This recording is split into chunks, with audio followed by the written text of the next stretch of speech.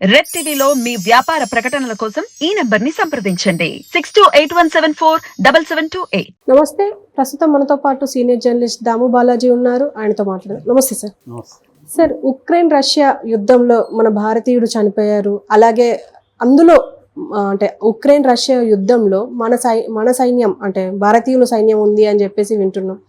ఎలా సార్, అంటే అది ఎలా పాసిబుల్ అవుతుంది? అంటే భారతీయ సైన్యం కాదు, ఇక్కడ నుంచి కొంతమందిని తీసుకెళ్లి ఏజెంట్స్ అక్కడ అమ్మేస్తున్నారు. వీళ్ళని అక్కడ సైన్యంలోకి తీసుకుంటున్నారు. ఇదంతా కూడా ఒక స్కామ్ అని చెప్పొచ్చు, లేదంటే కంప్లీట్గా ఇది ఫ్రాడ్.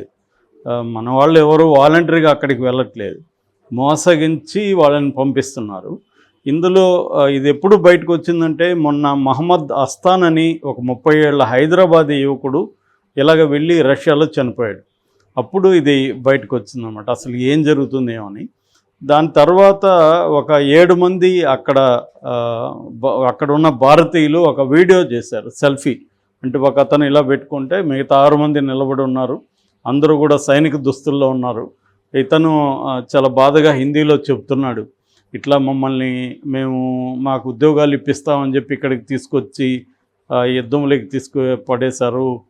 మేము చాలా కష్టాలు పడుతున్నాం, ఇక్కడ వాళ్ళు బెదిరిస్తున్నారు, టార్చర్ చేస్తున్నారు. మేము దీనికి అంగీకరించకపోతే మా పాస్పోర్ట్లు చించేస్తామని బెదిరిస్తున్నారు. వాళ్ళు ఏదో మాకు అర్థం కాని రష్యన్ భాషలో డాక్యుమెంట్ మీద సైన్ చేసుకున్నారు. తర్వాత మాకు ఎవరో చెప్పారు, మేము వాలంటరీగా యుద్ధంలో పాల్గొనడానికి వచ్చినట్టుగా ఆ డాక్యుమెంట్లో రాసి మా దగ్గర సంతకాలు తీసుకున్నారని అనే విషయాల్ని వాళ్ళు చెప్పారు. అది చెప్పిన తర్వాత ఆ వీడియో బయటకు వచ్చిన తర్వాత ఆ వీడియోలో ఉన్న 7 మందిలో ఇంకొక అబ్బాయి కూడా చనిపోయాడు. సో ఇప్పటివరకు మనకు అందుతున్న సమాచారం ప్రకారం హైదరాబాద్ యువకుడు ఈ మహమ్మద్ అస్తాన్ అనే ఒక అబ్బాయి చనిపోయాడు. ఆ తర్వాత 7 మందిలో ఒక నార్త్ ఇండియన్ అబ్బాయి కూడా వాళ్ళ సిస్టర్ కూడా మాట్లాడింది. అట్లాగే ఈ అస్తాన్ వాళ్ళ బ్రదర్ ఇమ్రాన్ కూడా మీడియాతో మాట్లాడాడు.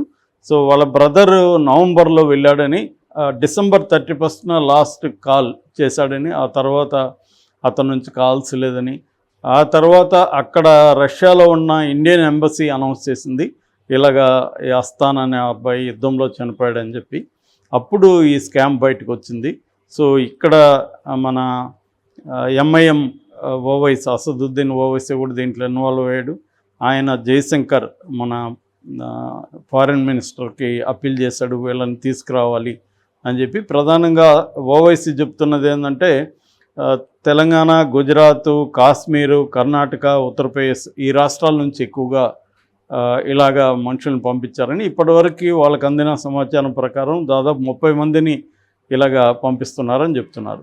అయితే ఇక్కడ మన మహమ్మద్ అస్తాన్ ఎలా వెళ్ళాడు అనేది వాళ్ళ బ్రదర్ ఇమ్రాన్ ఏం చెప్తున్నాడంటే, యూట్యూబ్లో ఒక బాబా వ్లాగ్స్ అనే ఒక యూట్యూబ్ ఛానల్ ఉంది, దాన్ని ఫిరోజ్ ఖాన్ అని అతను దుబాయ్లో ఉంటాడు, అతను నడుపుతాడు. ఇందులో అతను ఏంటంటే, ఇట్లా రష్యా వెళ్ళదలుచుకుంటే నన్ను కాంటాక్ట్ చేయండి ఇవన్నీ చెప్తున్నాడు. సో మీకు దాదాపు 2.5 నుంచి 3 లక్షల జీతం వస్తుంది, అక్కడ సెక్యూరిటీ గార్డులుగా అక్కడ నేను అపాయింట్ చేస్తాను అన్నట్టు చెప్తున్నాడు. కొంతమంది ఇక్కడ దుబాయ్కి వెళ్ళే ముస్లిం వాళ్ళు ఉంటారు కదా, వాళ్ళు ఇతన్ని కలుస్తున్నారు, వాళ్ళ ఫ్రెండ్స్ లేకపోతే బంధువులు ఇక్కడ ఉంటే వాళ్ళకి కాంటాక్ట్స్ ఇస్తున్నారు. ఇలా ఇతను ఏం చేస్తున్నాడంటే 3 లక్షల వరకు ఫీజు తీసుకుంటున్నాడు. ఫీజు తీసుకొని అక్కడ ఉన్న రష్యాలో ఉన్న కొంతమంది ఏజెంట్లని కాంటాక్ట్ చేసి అక్కడికి పంపించేస్తున్నాడు. అక్కడికి వెళ్ళినాక వీళ్ళని మిలిటరీకి అప్పగిస్తున్నారు. మిలిటరీ ఏం చేస్తున్నారంటే, వీళ్ళేమో సెక్యూరిటీ గార్డ్ అనుకుంటారు బిగినింగ్లో, ఇదంతా సెక్యూరిటీ గార్డ్ ట్రైనింగ్ అనుకుంటారు. తర్వాత మెల్లగా అర్థమవుతుంది వాళ్ళకి ఇది సెక్యూరిటీ కాదు, ఉక్రెయిన్ వార్లోకి వీళ్ళని దింపుతున్నారు. అక్కడున్న మిలిటరీ వాళ్ళ ద్వారా వీళ్ళకి కొంత ట్రైనింగ్ కూడా ఇప్పిస్తున్నారు, బేసిక్ ట్రైనింగ్ ఇప్పించిన తర్వాత వీళ్ళని రష్యన్ ఆర్మీకి హెల్పర్లుగా, స్టాఫ్గా మార్చేస్తున్నారు. అంటే వాళ్ళు యుద్ధంలో ఉన్నప్పుడు వాళ్ళకి ఏదైనా హెల్ప్ చేయడం, వాళ్ళ అవసరాలు చాలా ఉంటాయి కదా, అవన్నిటికీ వీళ్ళని వాడడం. ఒక్కోసారి వీళ్ళు కూడా యుద్ధం చేయాల్సిన పరిస్థితి ఏర్పడుతుంది. ఎందుకంటే యుద్ధ రంగంలో ఉన్నప్పుడు హెల్పర్లు కూడా యుద్ధంలో ఉన్నట్టే, అదేమీ సపరేట్గా ఉన్నట్టు కాదు. సో వాళ్ళకు కూడా క్యాజువాలిటీ ఇబ్బందులు ఉంటాయి, చనిపోయే అవకాశాలు ఉంటాయి. అలాగే బుల్లెట్లు దాగిలే ఈ మన అస్తానా అనే అతను హైదరాబాద్ కుర్రాడు చనిపోయాడు అని చెప్తున్నారు. అయితే రష్యా ఎందుకు ఇలాగా విదేశీ కుర్రవాళ్ళని తీసుకెళ్ళి సైనికులుగా మారుస్తున్నారని చెప్తే మనకి యుద్ధం కానీ ఒక బ్రీఫ్గా చూస్తే ఉక్రెయిన్ అండ్ రష్యా వార్ అనేది ఎప్పటిది అనుకున్నప్పుడు నిజానికి 2022 నుంచి స్టార్ట్ అయిందని చాలామంది అనుకుంటారు, కానీ అది 2014 నుంచే యుద్ధం జరుగుతుంది. యాక్చువల్గా ఏంటంటే రష్యా కానీ ఉక్రెయిన్, జార్జియా ఇలాంటి దేశాలన్నీ కూడా ఒకప్పుడు సోవియట్ యూనియన్ అనే పేరుతో కలిసి ఉండేవి. తర్వాత 1991లో విడిపోయినాయి. విడిపోయినప్పుడు రష్యా మొత్తం అంటే పాత సోవియట్ యూనియన్లో ఉండే దేశాలలో అత్యంత బలమైనది రష్యా అయితే, నెంబర్ 2 ప్లేస్ వచ్చి ఉక్రెయిన్ ఉంటుంది, తర్వాత జార్జియా ఇలా ఉంటాయి అన్నమాట. So Ukraine Russia same border, same linguistic culture అవన్నీ ఒకే రకంగా ఉంటాయి.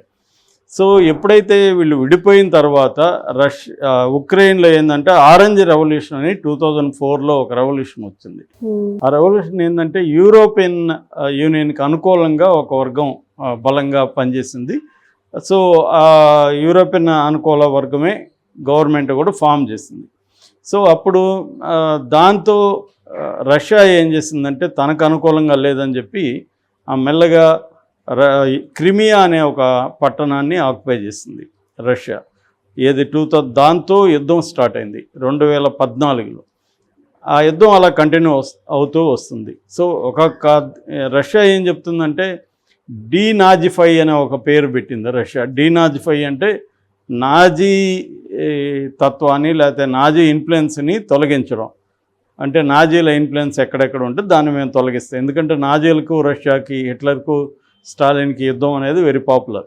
సో అలాగా డీనాజిఫై అండ్ డీమిలిటరైజేషన్ అనే లక్ష్యాలతో రష్యా ఉక్రెయిన్ మీదకి దాడికి మొదట వెళ్ళింది. తర్వాత 2022-14లో ఫుల్ ఫ్లెడ్జెడ్గా ఉక్రెయిన్ని ఆక్యుపై చేసింది రష్యా.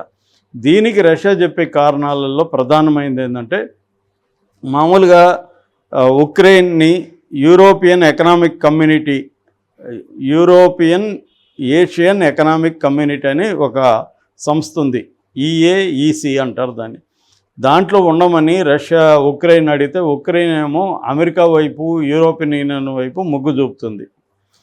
అమెరికాకు కూడా జియో పాలిటిక్స్లో భాగంగా అక్కడ స్థావరాలను ఏర్పరచుకోవడం, ఉక్రెయిన్కి మిలిటరీ ట్రైనింగ్ ఇవ్వడం, మిలిటరీ ఎక్విప్మెంట్ ఇవ్వడం ఇవన్నీ చేస్తుంది.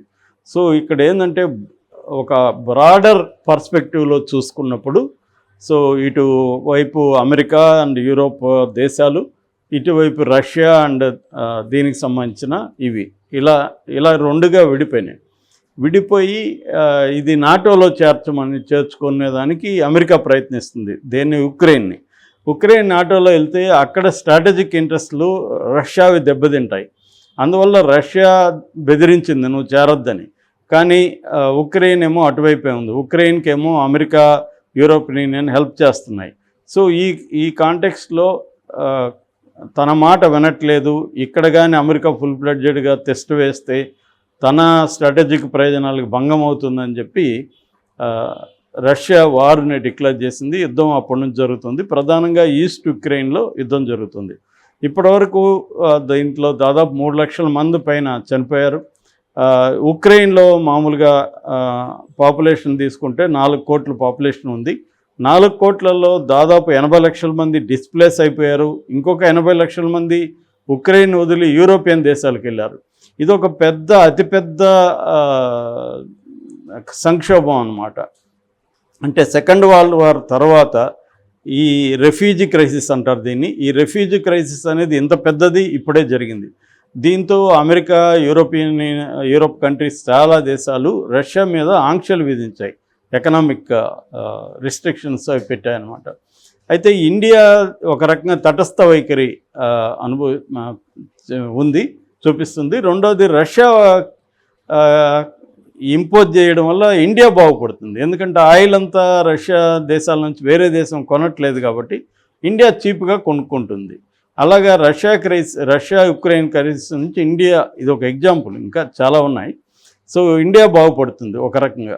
అట్ ద సేమ్ టైం డిప్లొమాటిక్గా కూడా జాగ్రత్త వ్యవహరిస్తుంది ఇండియా.